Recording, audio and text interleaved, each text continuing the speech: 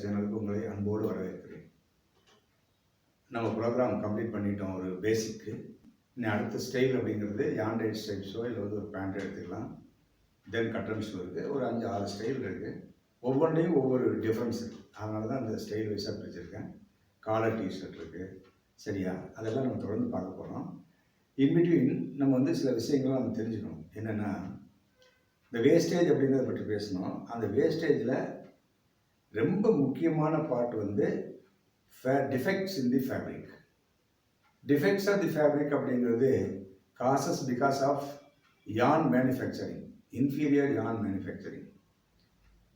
அதுக்கடுத்து வந்து மெஷினில் நிட்டிங் மிஷினுடைய maintenance, then fabric process like dyeing, printing, அந்த மாதிரி இதில் ஒரு டிஃபெக்ட். இந்த மூணும் சேர்ந்து நமக்கு ஒரு அப்நார்மல் வேஸ்டேஜை உண்டு பண்ணுது. நம்ம கொஞ்சம் வந்து பார்த்திங்கன்னா கேர்ஃபுல்லாக இல்லைன்னா டெஃபினெட்லி அவர் தின் மார்ஜின், இப்போ தின் மார்ஜினில் தான் எல்லா கம்பெனியுமே ஆப்ரேட் பண்ணிகிட்டு இருக்கு.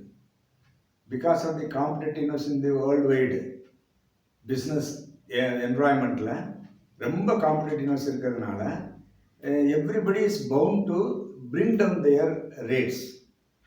அந்த ப்ராசஸில் பார்த்தீங்கன்னா the margins are reduced so thin that if you are unnoticed, அதாவது கொஞ்சம் அன்நோட்டிஸ்டாக இருந்தீங்கன்னா உங்கள் கம்பெனி வந்து maybe jumping into the loss. So அந்த மாதிரி ஒரு சுச்சுவேஷன் நம்ம ஆப்ரேட் பண்ணிகிட்டு இருக்கோம். இது எங்கெல்லாம் வந்து எப்படி உருவாகுது சார்னா, நிட்டிங்கில் மெயினாக பார்த்தீங்கன்னா நிட்டிங்கில் உள்ள டிஃபெக்ட் அப்படிங்கிறது ஒன்று வெர்டிக்கலாக வருது, இன்னும் ஹரிசாண்டலாக வருது. வெர்டிக்கலில் வர்றது அப்படிங்கிறது பார்த்தீங்கன்னா ட்ராப் ஸ்டிச்சஸ் சொல்லலாம், இல்லை வந்து டக் ஸ்டிச்சஸ் சொல்லலாம். ட்ராப் ஸ்டிச்சஸ், டக் ஸ்டிச்சஸ்ங்கிறது என்ன அப்படின்னா, ஒரு குறிப்பிட்ட இடத்துல நீடில் வந்து அந்த போட வேண்டிய லூப் போடாமல் நெக்ஸ்ட் இதுக்கு போயிடும், இல்லை இன்னொரு லூப்பை சேர்த்து எடுத்து வரும். அப்படி இன்னொரு லூப்பை சேர்த்து எடுத்து that is tuck stitch, tuck stitch defect. Miss stitch அப்படிங்கிறது என்னது, ஒரு இடத்துல போட வேண்டிய லூப் போடாமல் அந்த ஊசி ஒன்றா வந்து அதனுடைய ஹுக் உடைஞ்சிருக்கும், இல்லை அந்த ஊசியை வந்து உங்களுக்கு பார்த்திங்கன்னா மூமெண்ட் வந்து ரொம்ப ஃப்ரீக்குவன்சி வந்து ரொம்ப கம்மியாக இருக்கும். ஒரு இடத்துல கீழே நின்றுக்கிறோம், அது இஷ்டத்துக்கு மேலே வரும், கீழே போகும். அப்படி போகும்போது என்ன ஆகும்னா, அந்த இடத்துல அந்த ஊசி செய்ய வேண்டிய நூலை வந்து எடுக்க வேண்டிய நூலை வந்து ஹரிசாண்டலில் ஒரு லேடர்னு சொல்லுவாங்க. அதுக்கு வந்து நல்ல எக்ஸாம்பிள் சொல்லுங்கள், லேடர், ஏணிப்படி இருக்கு, அது மாதிரி இருக்கும். ஒரு லைனாக தெரியும். அந்த மாதிரி இருக்கிறது என்ன நமக்கு வந்து பெரிய பாதிப்புகளை ஏற்படுத்தும். இது எப்படி சார் கண்ட்ரோல் பண்ணுறது அப்படின்னா, மெயினாக வந்து மிஷினுடைய age is very very important. The மிஷினுடைய ஏஜ் இன் பிட்வீன் 7 இயர்ஸ்க்குள்ள வரைக்கும், அதாவது 1 to 7 இயர்ஸ்க்குள்ள வரைக்கும் the operation will be good. அதுக்கு மேலே போக போக என்ன ஆகுன்னா கண்டிப்பாக இந்த பிரச்சனைகள்லாம் நிறைய வரும். நான் சின்ன எக்ஸாம்பிளோட சொல்லி முடிக்கிறேன் உங்களுக்கு. இப்போ ஒரு உதாரணத்துக்கு எடுத்துக்கங்க. You have 2400 needles in machine. அதில் என்ன பண்ணியிருப்பாங்கன்னா, ஃபஸ்ட்டு ஒரு 3 months நீடில் வந்து 1-2 உடஞ்சிருக்கும். அதுக்கு அடுத்த ஒரு 6 monthsக்குள்ளே ஒரு 100 உடஞ்சிருக்கும். அதுக்கு அடுத்த 1 yearக்குள்ளே ஒரு 500 உடஞ்சிருக்கும்னு வச்சுக்கோங்க. இந்த பீரியாடிக்கில் அந்த ஊசியை மாற்றிருப்பாங்க, உடைய மாற்றுவாங்க இல்லையா. இப்போ என்ன over the period of time of 4 years or 5 years, out of 2400, 2300 needles would have been changed. அந்த 2400 ஊசியில் 2300 ஊசி மாற்றப்பட்டிருக்கும். ஆனால் அந்த ஒரிஜினல் நீடில் ஒரு 100 இருக்கும். அது உடையவும் உடையாது, ஆனால் தேஞ்சு போய் நம்ம வயசானவங்க எலும்பு எப்படி இருக்குமா அந்த மாதிரி ஒரு ரொம்ப ஸ்கெலிட்டனாக இருக்கும். ஆனால் மூவ் ஆகும். அது எப்படி மூவ் ஆகும், அந்த ஊசி தேஞ்சு போய் அந்த காடின்னு சொல்கிறோம் இல்லையா, அந்த கேஜ் இருக்குல்ல, அதுக்கும் இதுக்கும் சம்மந்தம் இல்லாமல் அந்த கரெக்டாக அந்த கேஜில் ஃபிட்டாக உட்காந்து தான் மேலைகளே கரெக்டாக நகரும். இப்போ ஊசி தேஞ்சு போச்சுன்னா ஊசியோட திக்னஸ் கம்மியாக இருக்கும், கேஜ் அப்படியே தான் இருக்கும், இல்லை கேஜ் கொஞ்சம் கம்மியாக இருக்கும், அதிகமாக இருக்கும், ஊசியோட திக்னஸ் கம்மியாக இருக்கும். அப்போ அந்த பாத்து என்ன இருக்கும், கொஞ்சம் ஒய்டராக இருக்கும். இந்த ஊசி இப்படி ஜிக்ஜாகாக போக வேண்டிய கூட வந்திருக்கும்.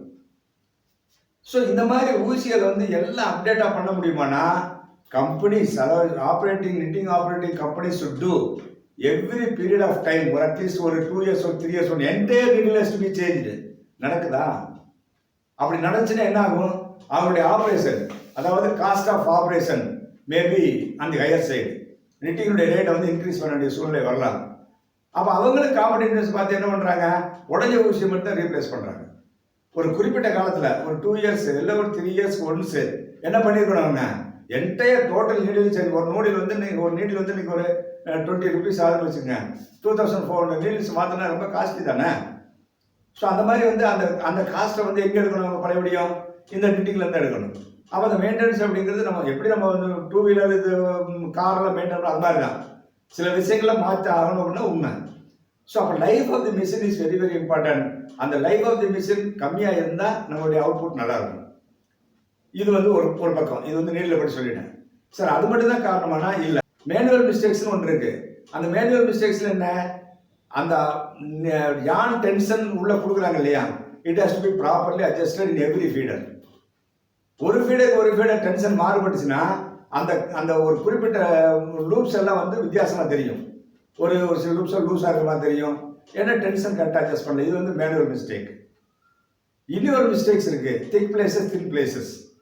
திக் பிளேசஸ் தின் பிளேசஸ்ங்கிறது என்னது, அது ஏற்கனவே பார்த்துருக்கோம். யானில் வந்து ஒரு குறிப்பிட்ட இடத்துல மட்டும் அந்த ஸ்பாஞ்ச், அதாவது இது இருக்கு இல்லையா, ஃபைபர் இருக்குல்ல, ஃபைபர் வந்து நிட் ஆகாமல் ஒரு இன்னும் வந்து ஃபைபர் வந்து என்டாங்கிள் பிட்வீன் இதுக்குள்ளே வந்து உள்ள மாட்டிருக்கும்.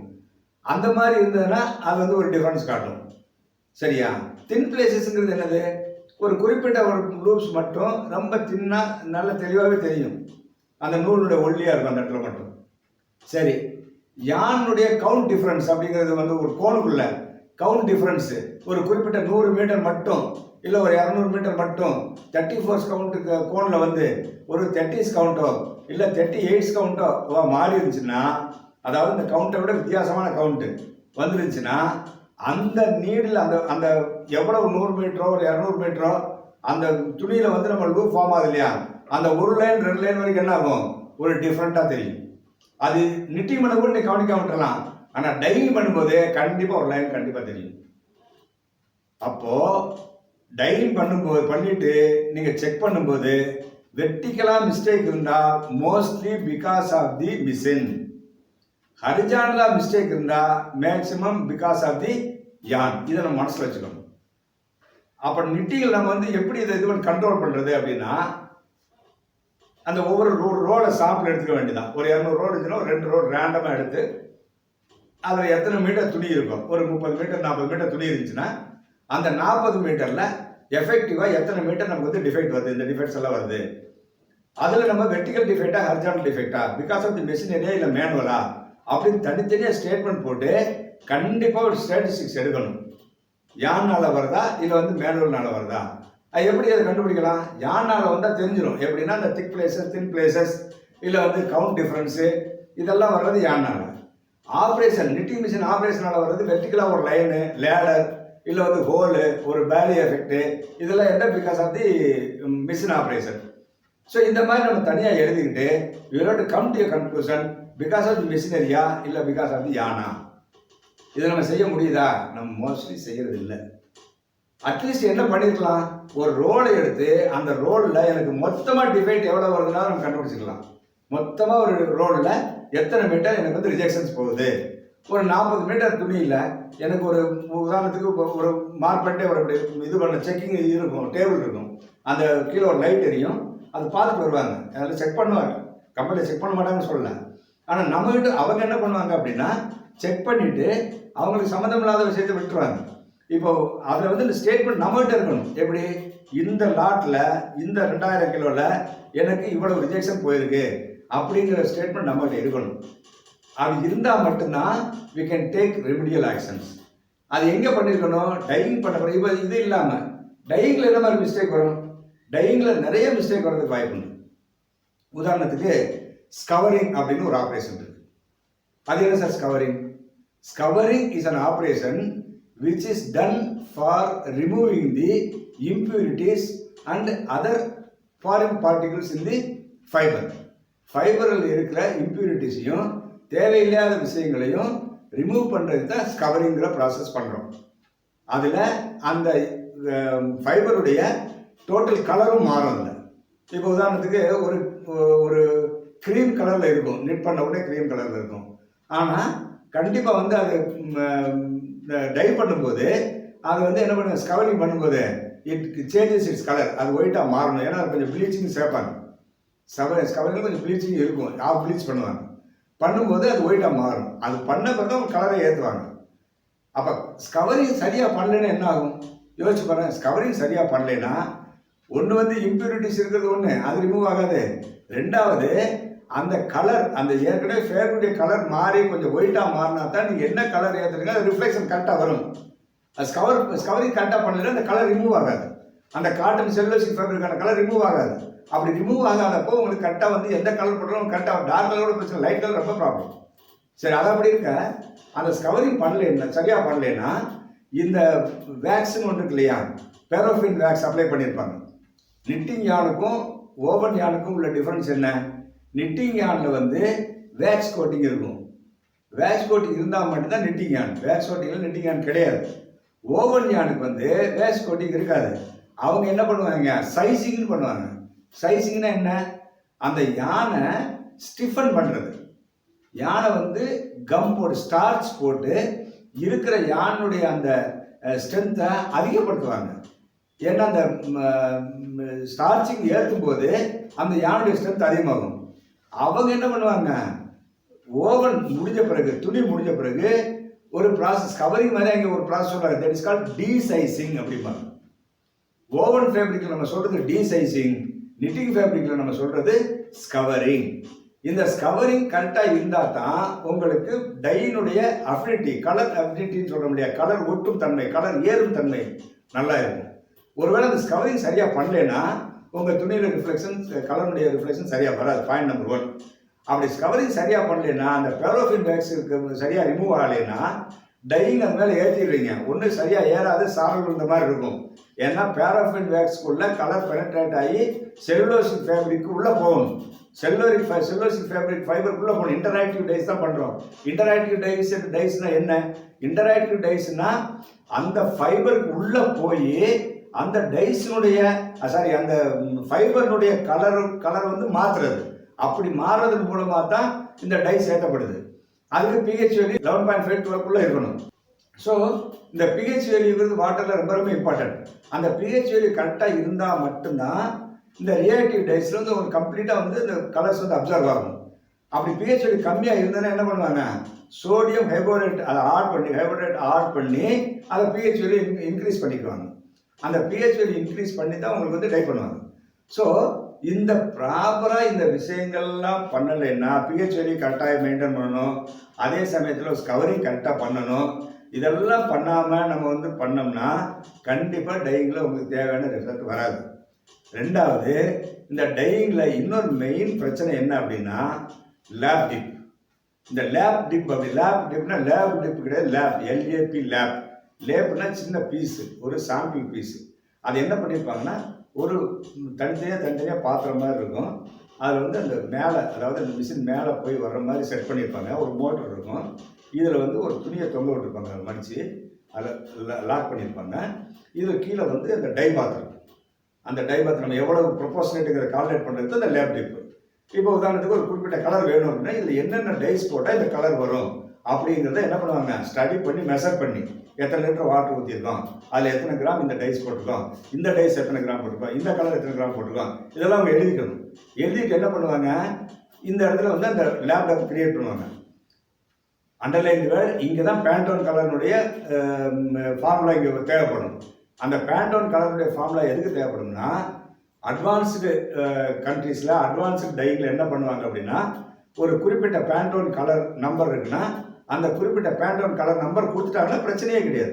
அந்த குறிப்பிட்ட பேண்டோன் நம்பர் கலர் நீங்கள் எடுத்தீங்கன்னா அதில் அந்த கலர் ரீச் ஆகிறதுக்கு என்னென்ன கலர்ஸ் கலக்கணும் அப்படின்னு கிளியராக கொடுத்துருப்பான்.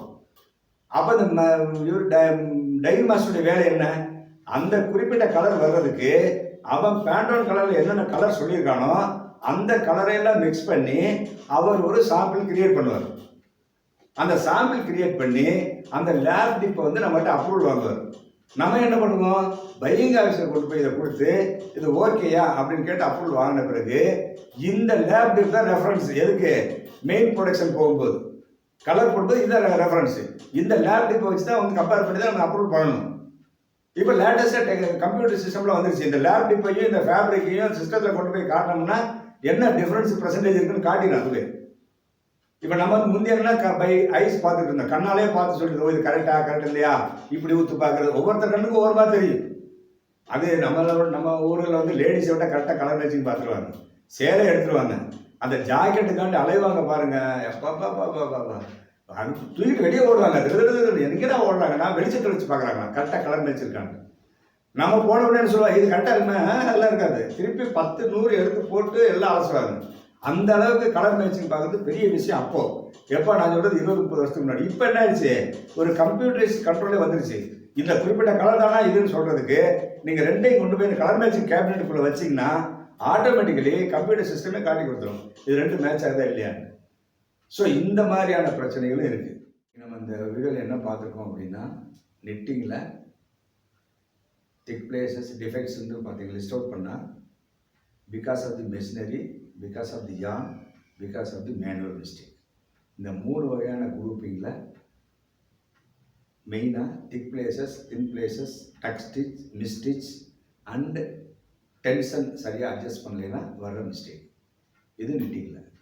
டையிங்கில் வரும்போது என்ன மாதிரியான மிஸ்டேக் வரும்னு பார்த்துருக்கோம் அப்படின்னா, இந்த லேப் டிப்லேருந்து கரெக்டாக வந்து எடுக்கணும், பாயிண்ட் நம்பர் 1.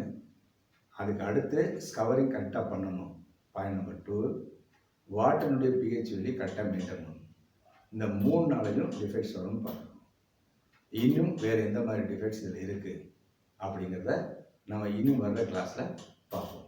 நன்றி.